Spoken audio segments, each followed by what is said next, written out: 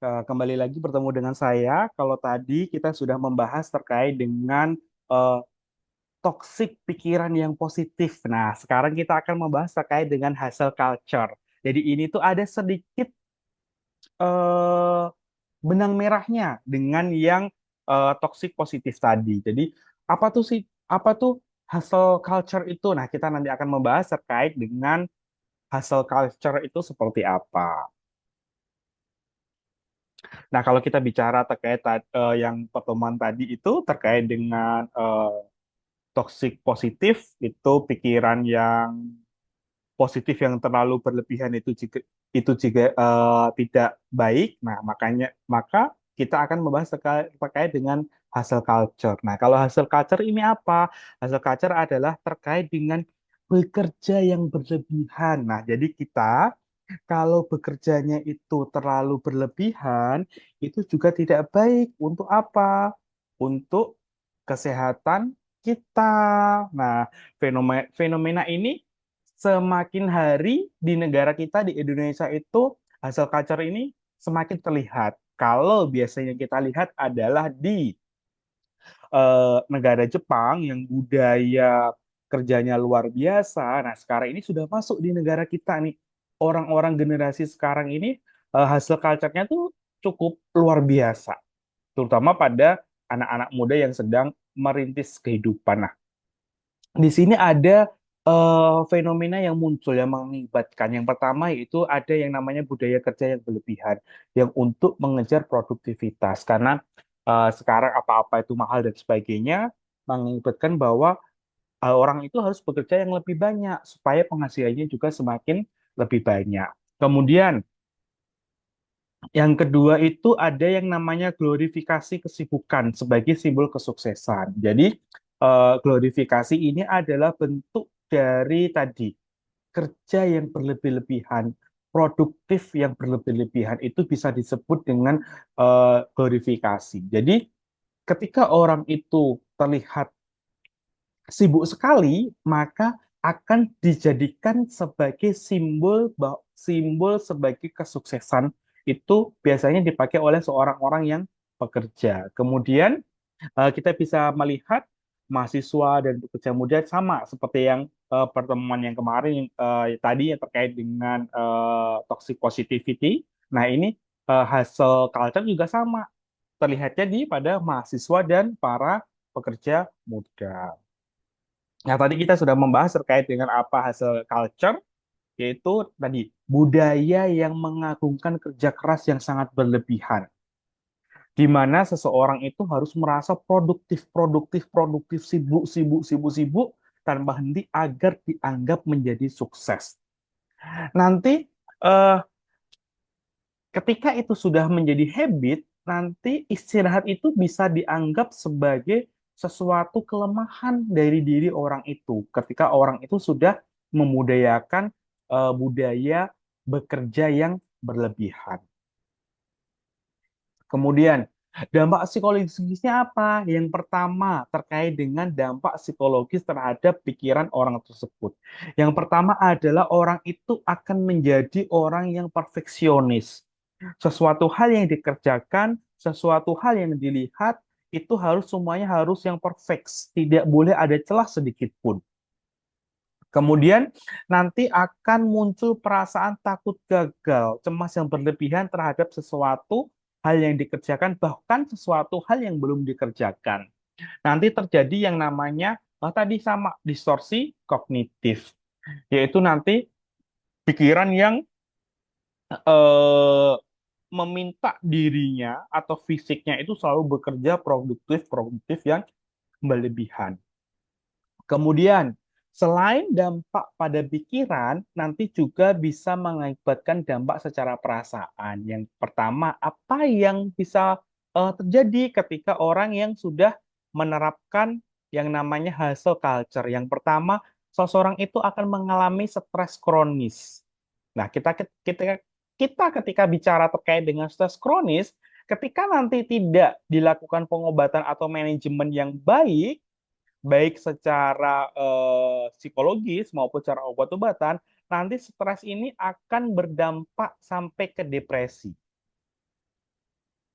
Kalau depresi, akibatnya apa? Akibatnya tadi, bisa mengakibatkan bunuh diri, melukai orang lain, isolasi sosial, halusinasi. Nah, itu akibat dari yang namanya stres kronis yang mengakibatkan depresi. Depresi akan timbul masalah-masalah yang baru.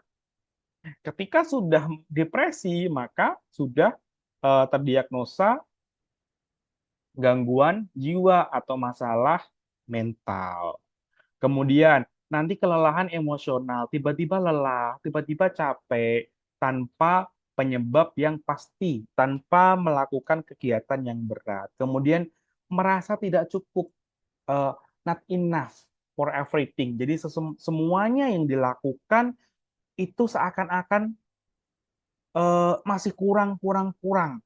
Hasil yang sudah maksimal pun kerjaannya itu di matanya orang yang hasil culture itu merasa bahwa belum bagus, masih banyak kekurangannya. Nah, itu nanti yang tadi sifat perfeksionis itu.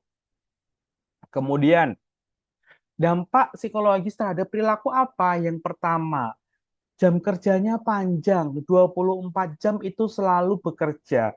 Berhenti hanya saat tidur. Dan nanti jam tidur pun karena orangnya hobinya bekerja, jam tidur pun nanti akan kurang. Kemudian, supaya tidak ngantuk, biasanya orang-orang itu akan mengkonsumsi kafein atau kopi. Kemudian nanti akan bisa menunda istirahat. Dampaknya ke apa? Ketika seseorang sudah menerapkan dirinya menjadi hustle culture, itu dampaknya nanti bisa ke fisik, tidak hanya ke psikologisnya. Kemudian, terkait dengan teori psikologi yang berkaitan dengan hustle culture, yang pertama adalah teori behaviorisme, yaitu nanti reinforcement sosial. Jadi, di sini adalah seseorang ingin mendapatkan pujian dari sosial atau dari lingkungan sekitar terkait dengan apa yang sudah dia lakukan. Kemudian nanti ada teori kognitif dari Beck, itu nanti terkait dengan distorsi pikiran, terkait dengan produktivitas seseorang, yang merasa bahwa seseorang itu harus bekerja secara produktif, secara berlebihan, dan sebagainya. Kemudian tidak luput, yaitu yang selalu kita pakai, itu teori neuroscience. Nanti masalahnya di mana? Masalahnya adalah di prefrontal cortex, bagian otaknya. Sama yang namanya sistem reward untuk menyenangkan eh, otak orang tersebut. Kemudian, apa yang bisa mengakibatkan orang-orang itu bisa menjadi hasil culture? Yang pertama adalah tekanan sosial yang semakin tinggi akan memperkuat orang yang menjadi hasil culture tersebut. Kemudian, penguatan sosial dari media yang memburuk sirkulasi, banyak yang flexing, mengakibatkan orang, oh, orang itu umurnya sama dengan saya, tapi kok saya belum dapat apa-apa, belum bisa punya rumah, belum punya mobil dan sebagainya, berarti saya harus kerja lebih keras lagi. Nah, itu adalah penguatan dari sosial, tekanan dari sosial.